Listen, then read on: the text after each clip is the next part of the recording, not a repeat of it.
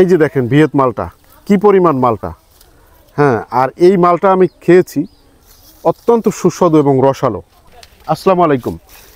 এই যে দেখেন মালটা, এটাকে কি মালটা বলে বলো তো? ভিয়েত মালটা। ভিয়েত মালটা।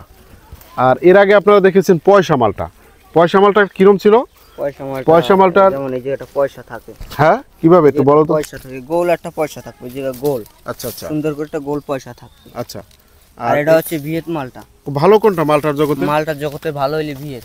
ভিয়েত মালটা। আর পয়সা মালটা হইলে দেশি মালটা। আচ্ছা। আর এই ভিয়েত হইলে ইন্ডিয়ান।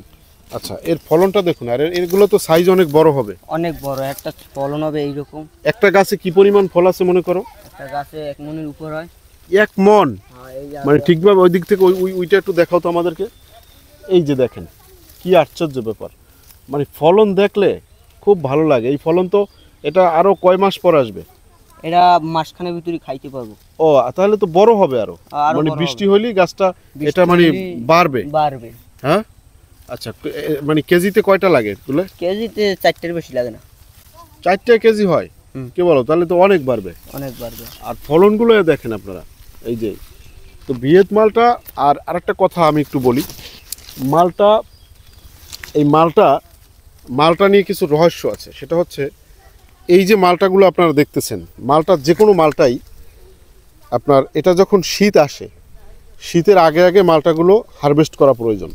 শীতের আগে যদি আপনারা মালটা হারভেস্ট না করেন, তাহলে কিন্তু সেখান থেকে কি থাকে না, মিষ্টিটা থাকে না। আর যদি শীতের পরে যদি কেউ বলে যে না আরও বড় হোক, না, এইটা কিন্তু আপনার বুঝতে হবে যে তুমি একটু এই পাশে আসো, তো দেখা যাবে।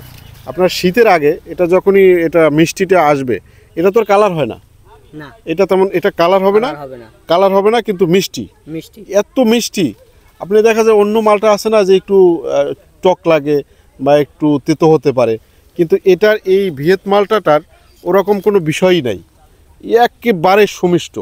আপনারা যদি কেউ খেয়ে থাকেন তাহলে বুঝবেন যে কতটা চমৎকার, খুবই সুমিষ্ট। আমার হাতে দেখেন কি ভালো লাগে। এখানে মনে হয় আমার হাতে যা আছে, এই সব কিছু মিলিয়ে আমার এই 2 হাতে যা আছে 2 কেজির উপরে হবে, ঠিক না? আর এইটা যদি আরও পরিপক্ক হয় তাহলে আরও বেশি হবে। এই যে আপনার কোন পাশটা দেখাবো, দেখেন এই যে প্রত্যেক পাশেই কিন্তু এই যে ফলন, এই যে দেখেন ফলন আর ফলন। তো মালটায় যারা আসলে মালটা রোপণ করে, যারা সন্তুষ্ট হননি, তারা কিন্তু এই ভিয়েত জাতের মালটাগুলো নিতে পারেন। এই ভিয়েত জাতের মালটা চারাগুলো নিতে পারেন। এই যে দেখেন কানায় কানায় পরিপূর্ণ, ফলন দেখলেই ভালো লাগে। এই আপনারা পয়সা দিয়ে চারা নেবেন, সেই চারায় ফল হবে না, সেটা কিন্তু আমাদের কাছে খুবই খারাপ লাগে যে ফলটা কেন হবে না। এই সামনে এসে দেখাও, এইখানে দেখাও, এই যে একেবারে কাছাকাছি দেখাও। আমাদের এখানে কথা বলার কিছু নেই, আপনারা কাজটা দেখবেন, মানে ফলটা দেখবেন, ঠিক আছে? ফলগুলো দেখবেন। তো যাই হোক, এই ভিয়েত মালটাটা দেখালাম। যাদের এই ভিয়েত মালটার চারাটা প্রয়োজন, আপনাদের ভালো মানের চারা আমরা দিতে পারবো ইনশাল্লাহ। এই যে দেখেন, আমি তো এইদিকে খেয়াল করি নাই, প্রচুর পরিমাণে ফল, এই যে দেখছেন। এই তো যাই হোক দর্শক, আজকের ভিডিওটি আমি এখানেই সমাপ্তি করতে চাই। এই ভিয়েত মালটা যারা চেনেন তাদেরকে বলার কিছু নাই, মানে এই চারা যারা রোপণ করছেন।